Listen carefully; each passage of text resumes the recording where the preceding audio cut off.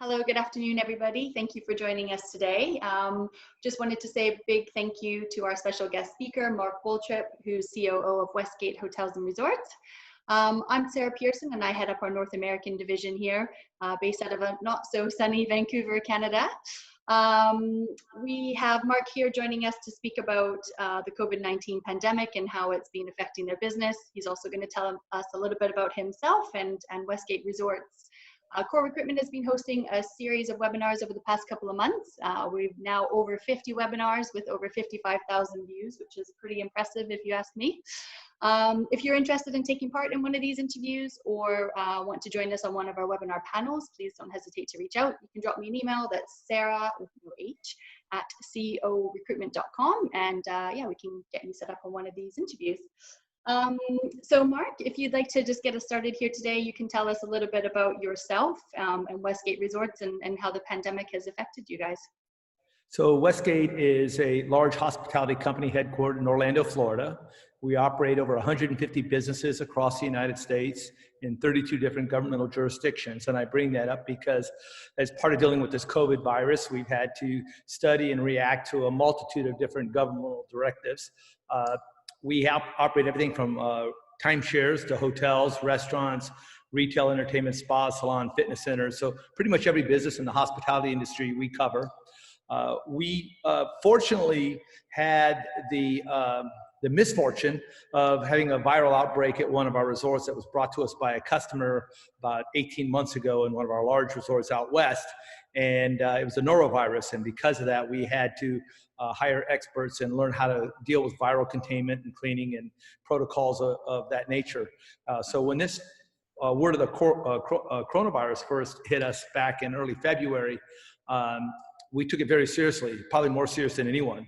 And at the same time, one of our top execs was overseas in the Southeast Asia quadrant, and we also have an office in Guangzhou, China. So we were getting daily reports of the seriousness of this. So we put together a team of subject matter experts very quickly, and we produced a body of procedures to operate every hospitality business that we own.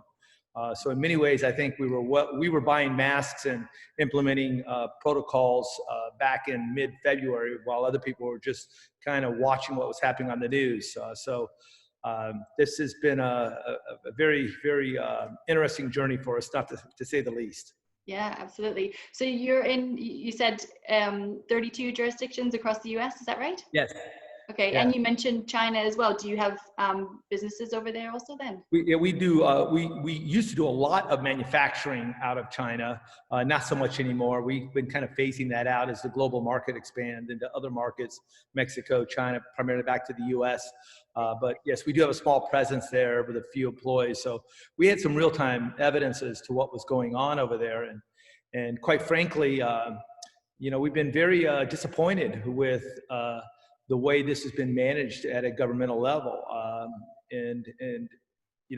have this saying that issuing a mandate without guidance or regulations is proven to be pretty much useless. And I use a good example of face masks. The CDC for a long time was telling people not to wear masks. Now they're telling them to wear masks, but they're unfortunately telling them to wear the wrong kind of mask. And so what we did long ago is we researched and discovered what were the right masks to be presenting to our team members and our guests. We were probably the first major hospitality company to require all of our team members at all locations to wear masks. And even in advance of any government mandates, we started requiring our guests to wear them in any enclosed environment. So like take Las Vegas, we were the first casino in Las Vegas to announce that we were going to require our guests to wear face masks at the gaming table. It just didn't make sense to us. You have to socially distance at a restaurant. You got to socially distance everywhere, including elevators. So, but we also produced a very great video and as well as detailed documentation on how to properly wear a mask. And about 2 months ago, we created a program called Westgate Cares. We took all of our procedures and all of our videos and we put them on a website and shared it with the world because we believe that we're all in this together. And we may do things right, and there may be people doing things even better than us, but all it takes is a weak link in the chain to put us all back into quarantine again. So we're very hopeful that we can inspire other companies to do the same and share their best practices to help other businesses who may not have our resources deal with this COVID virus. Yeah, absolutely. Well, can you tell me a little bit more about the Westgate Cares program then, and the videos and what the content's like on there?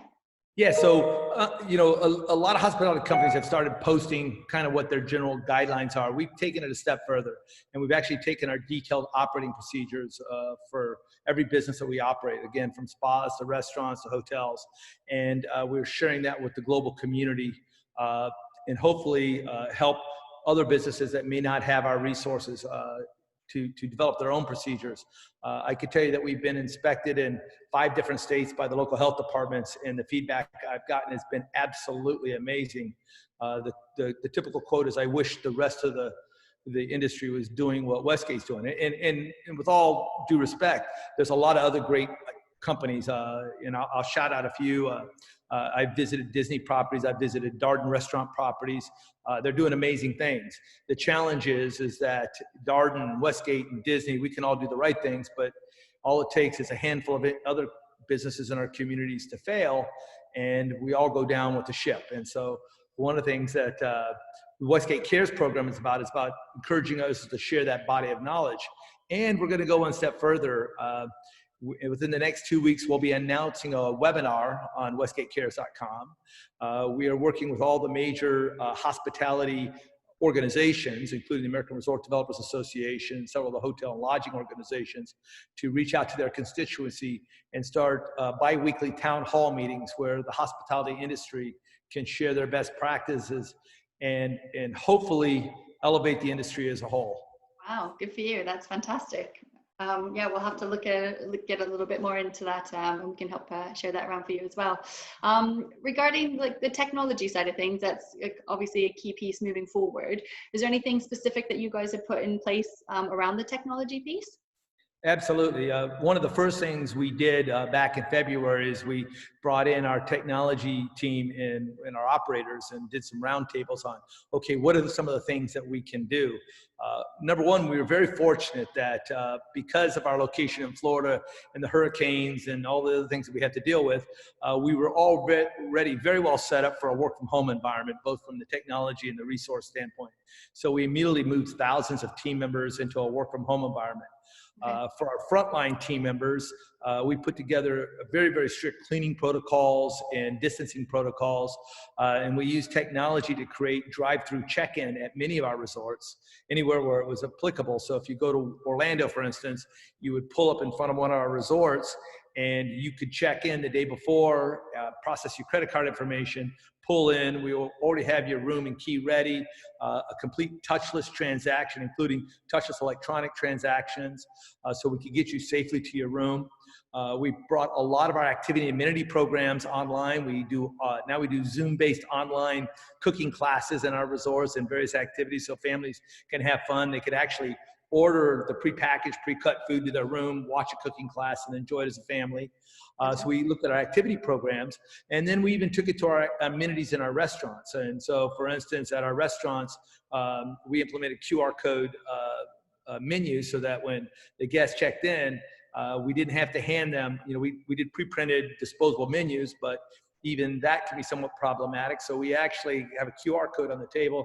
They can scan the menu and never have to touch a menu when they visit one of our restaurants.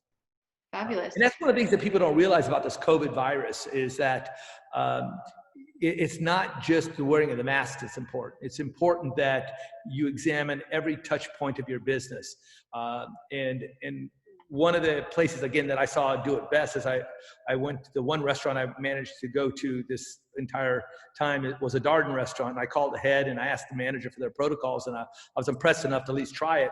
And the first thing the waiter did when he came to the table is he said, "You see that station over in the corner? That's my disinfectant station. Anything I bring to you will be disinfected before it's brought to your table, and I will disinfect my hands before I touch it."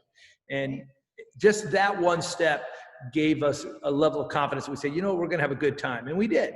And that's really what this whole process is about. We're in the hospitality business. And I want to encourage everyone in the industry to believe that if you do the right things, and we've proven this, and you go that extra mile to protect your team members and your guests, even when it's not intuitively obvious, will reward you in a massive amount from guest satisfaction, consumer comments. Our occupancies at our resorts, our sales efficiencies at our resorts are doing amazingly well considering the pandemic that we're in.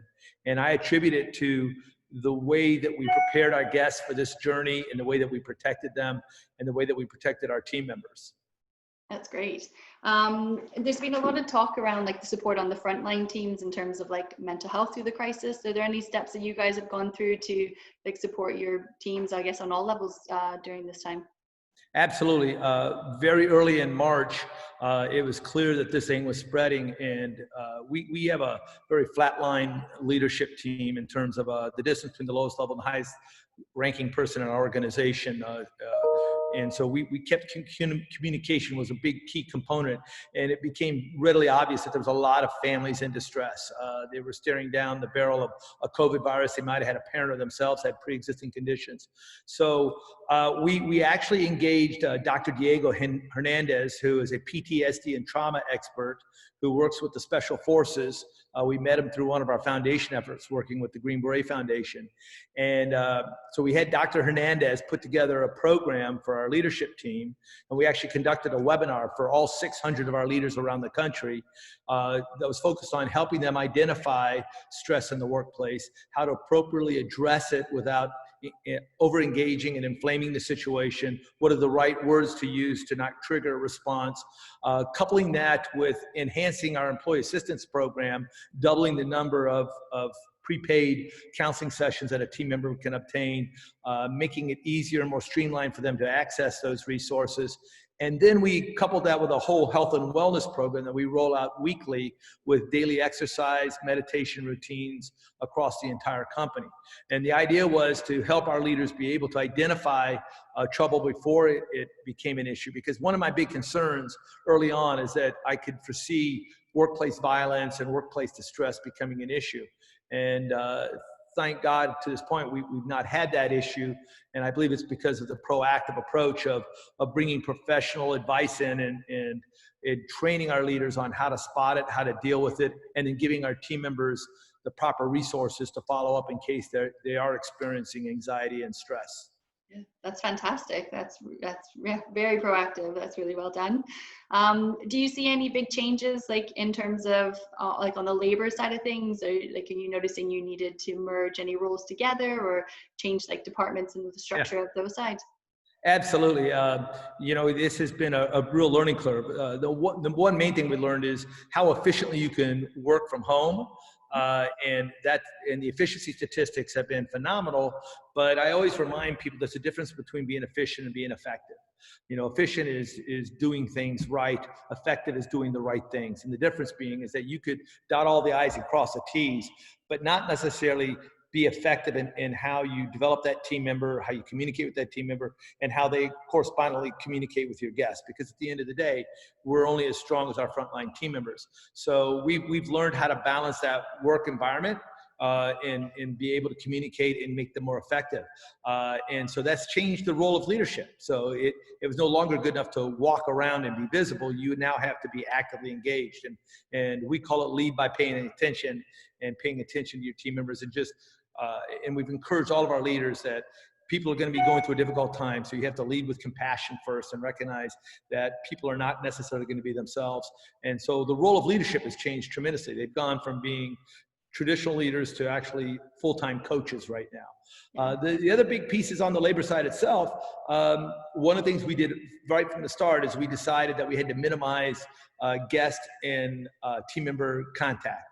And that's a tough thing, because when you're wearing masks and you have plastic shields separating you at check-in, that's not a very hospitable environment. So one of our leaders actually out in Vegas came up with a great idea. We put little pictures of our smiling faces of our team members on their chest so they can see that.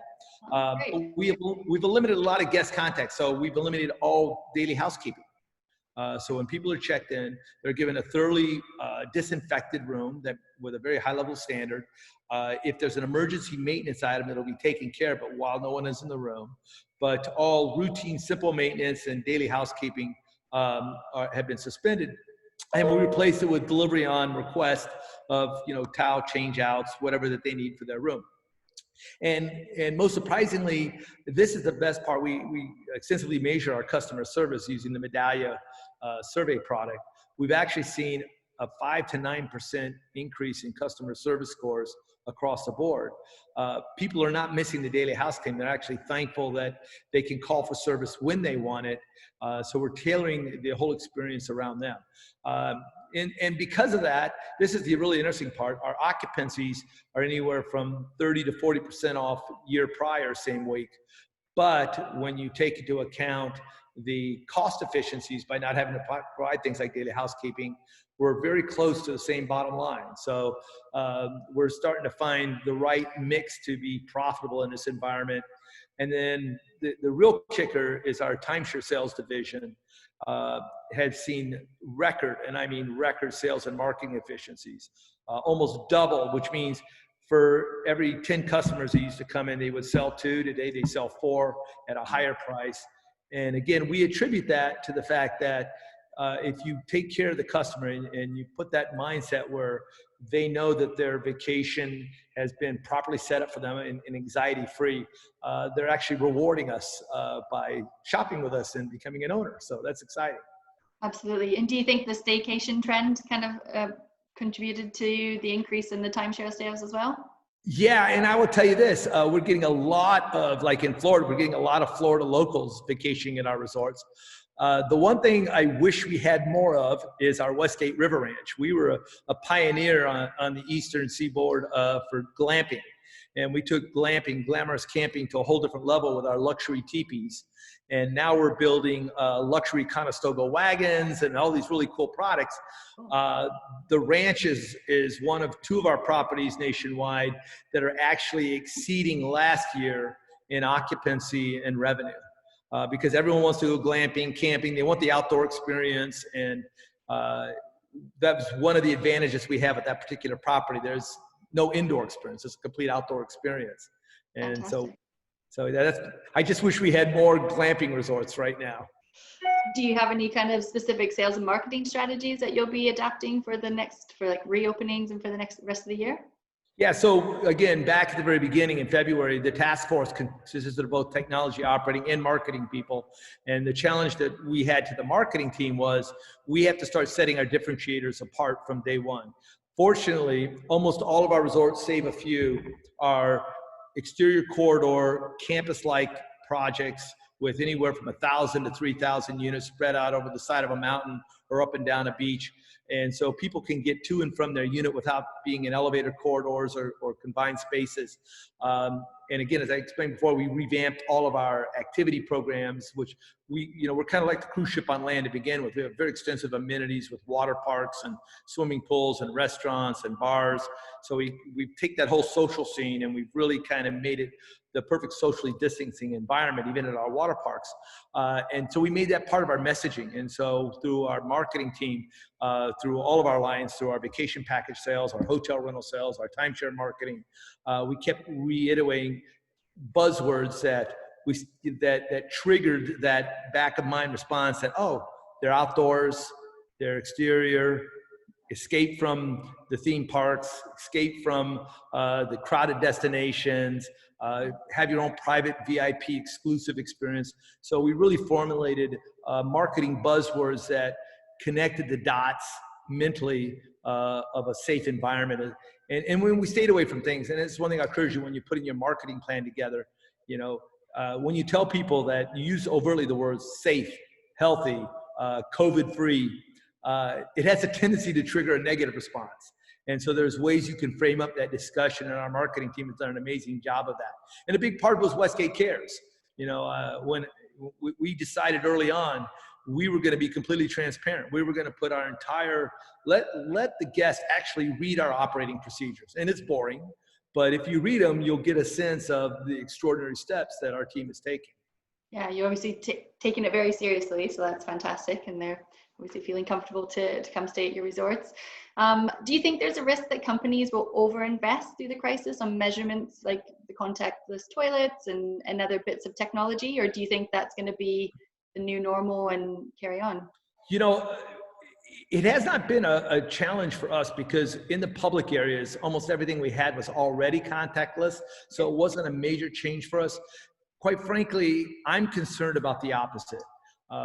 What I have seen, particularly in certain markets, there has been a hesitancy and a reluctance for business leaders to subscribe to a bona fide set of guidelines and procedures. I've seen governments, and everybody wants to make this a red versus blue thing, that the reds want to open up everything and the blues want to shut everything down. It's really not a red versus a blue thing. It's a right versus wrong thing. And I can tell you unequivocally that in every jurisdiction we operate, be it red or blue, they've both been wrong because they are not providing the tools that businesses need to succeed. And a good example is this feud between different states of, if you visit this state, you got to self-quarantine for 14 days. Number one, that is completely unenforceable, and they know it.